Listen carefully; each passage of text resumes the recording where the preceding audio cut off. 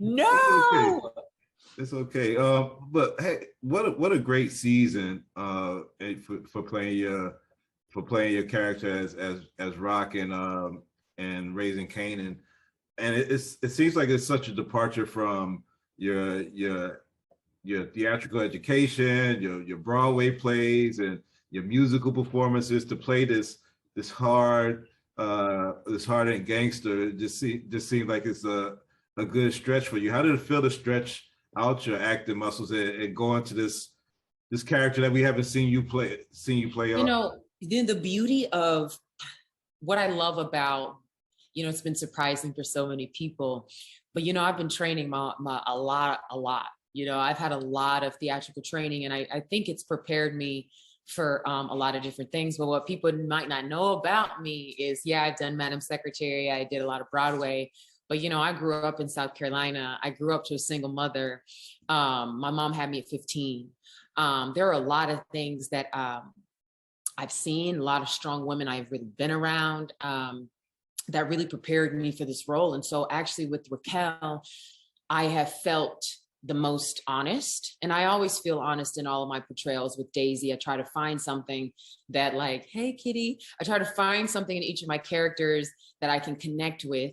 And for Raquel, I understood, that boss Raquel wanting to be the best, right? Like, it's just circumstance, at the end of the day, it's just a circumstance of how she grew up, circumstance of being a single mom and trying to navigate that, being in a man's world and having to stand your ground and be unapologetic in what you do.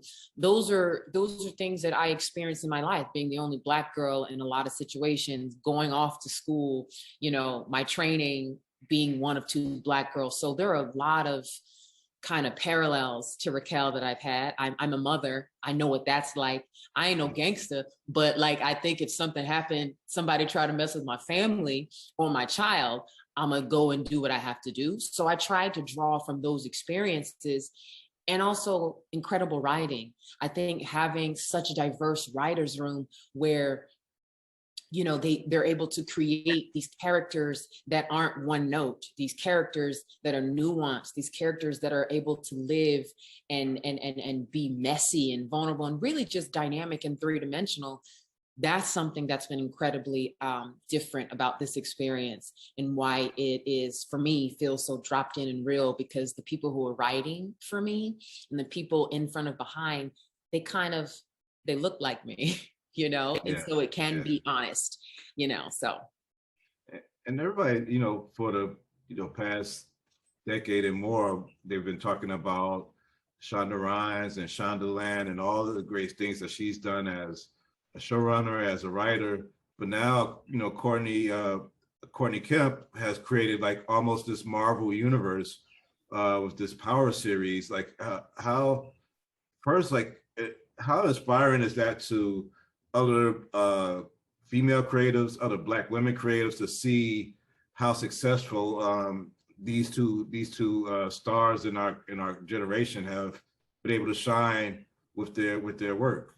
It's incredible. It's super inspiring, and it gives you that sort of that motivation that yes, we are here, we're represented. There are people who look like me who are doing major things, and it gives me the thing that just says I can do anything I want to do, because I see it, because you can't believe it until you see it, right? And so having these 2 powerful women creating these jobs and creating these characters and being at the top of their field, that's some motivating crap right there. You know what I mean? I don't want to curse, but that means a lot. And for a woman, a Black woman, to see that, it's incredible. I have admired Courtney, I've admired Shonda. There's so many of them out there. Lena Waithe, Misha Green. There are a lot of really strong Black voices that just haven't had the opportunity, but by seeing how visible these 2 women are, it gives them that motivation and that drive and that perseverance to keep going at it.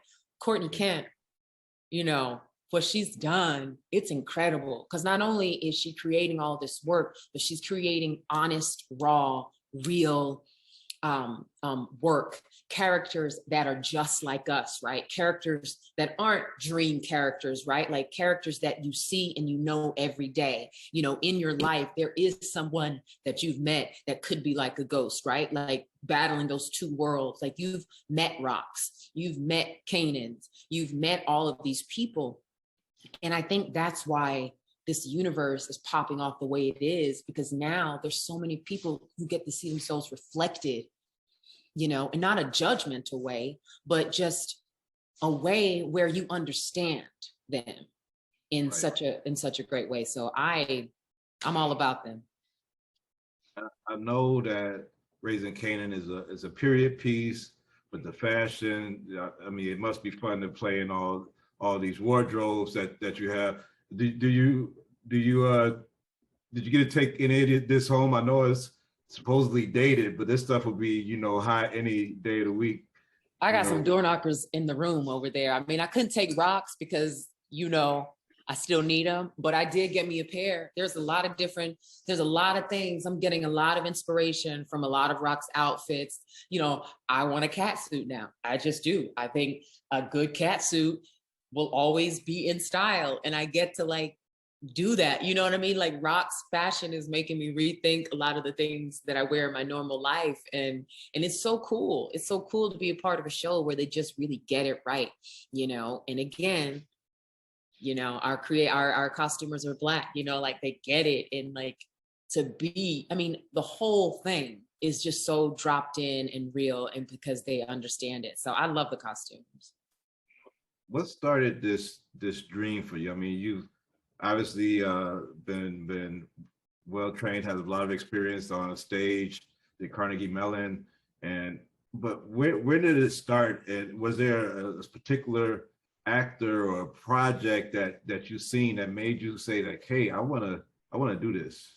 Well, I grew up in a small town in South Carolina, Page, South Carolina. I grew up, my grandmother was a minister who also was a singer. So I grew up around music a lot. I'm also a singer as well. My mom was a singer. So performing and stuff like that, I started doing very early. My town didn't really have arts, theater and stuff like that. And being on TV seemed super far-fetched back there in the day. But, you know, just the ability to go to a little summer arts program where I could find out what a musical was, where I could play with instruments in a way that I never had before. I could sing, and I started acting at this little program when I was super young. It gave me the passion to want to do it. And so seeing Dreamgirls, you know, like with Jennifer Holliday, and seeing like little clips of Dreamgirls, and seeing Whoopi Goldberg and The Color Purple, and Sister Act was one of my favorite movies that my brother, my sister, and I got to watch when it was our time to go to our dad's place when we were young. We just wore Sister Act out. And so to see Whoopi doing this thing, it further fueled that passion inside of me. And so I started to become really, I fell in love with the idea of like, you know what, I want to be an entertainer. It's what I want to do with my life. I would love to do that. And then things happened. My mom found a performing arts boarding school that were admitting people for free to go to school. I had to audition. I remember going to the library, reading these plays that I had never read before, but I wanted it. Rehearsing, and then going in front of people at 15 to audition to change my life, and getting in, studying acting in a way that like being able to train when you're young is super useful. So I got to train at a college level in school at 15, 16, and really hone my craft. So I've been honing my craft. And it's there that it's just like, you know what, Whoopi showed me I can do it. Like seeing these divas on Broadway, you know what I mean, doing their thing, I can do it. And that's how it happened. So it must have been like surreal from wearing out the tape or the DVD for Sister Act to then play it, to be on stage and do. Yeah. It's the out of body experience, being able to audition or sing for Whoopi Goldberg at like 21, you know, just like singing a song for her. And then cut to a few years later, she's playing the Mother Superior opposite me in London. That shit changes you. And that little girl inside of me, came out, and it's just like, you know what, dreams come true, man. Like really, if you work hard and if you prepare for this, if you really want it, like you really can make your dreams a reality. Yeah. And I so know, cool. I know, like you've been doing all these great plays, but your your your small town, if they're not in the theater, they might not get to see it. They might read about it. How big was it to have your feature film debut in Hunger Games, and then your small town recognize this South Carolinian here in this big feature film? Like, how did they receive you? They, you know what, I have, you stroll through, you go on 95, if you're coming from Charlotte and you taking the 95 down, you get to my little town, and I have a little sign out there that says the home of Patina Miller. That right there was wild for me. You know, it started when I won the Tony for Pippin. I thanked, you know, just a small town girl coming from Pageland, and I got so many people who reached out to me. They were so proud that I was from their town, and that really, like, they were proud. People that I didn't even know in my town just had this sort of like ownership of like, yeah, she's from Pageland. So then to get the town to give me the sign, it's cool because there's so many young people there who now follow me and who I serve as an inspiration to them to kind of just do it in whatever capacity that they can do it.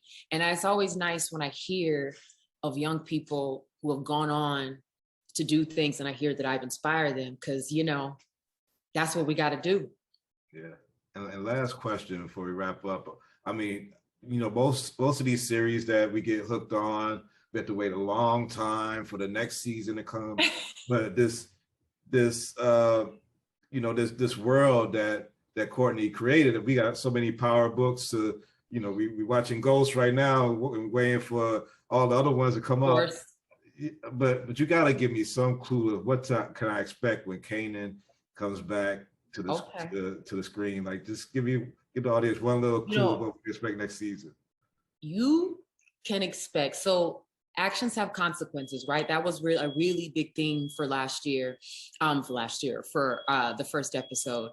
And actions will continue to have consequences. As you know, Howard did wake up. As you know, he did not die. So there are a lot of, Raq is on top right now. But the thing is, will she stay on top? So, you know, with getting the power, now you have to keep the power, and what that looks like. Now, will her son find out that Howard is the father? So there are a lot of things that are going on for Raq and Kanan in their relationship. And this season is all about how family can, you know, the friction and how people go away. And so the thing that tied them together is now pushing them apart. You know, Jukebox and Marvin, that relationship, how it was left, we now have to follow that relationship and see if it repairs itself or not.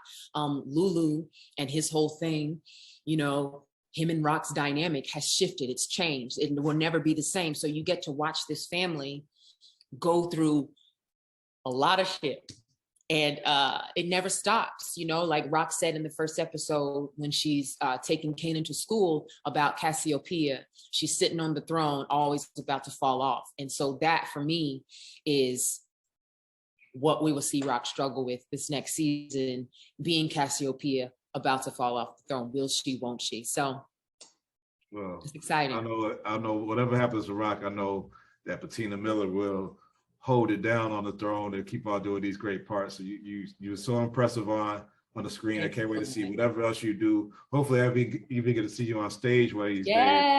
Yeah. And hear some of this music, because I hear you're pretty. Music's coming out now. Music is like, I cannot wait to actually finally do my album. So music is on its way.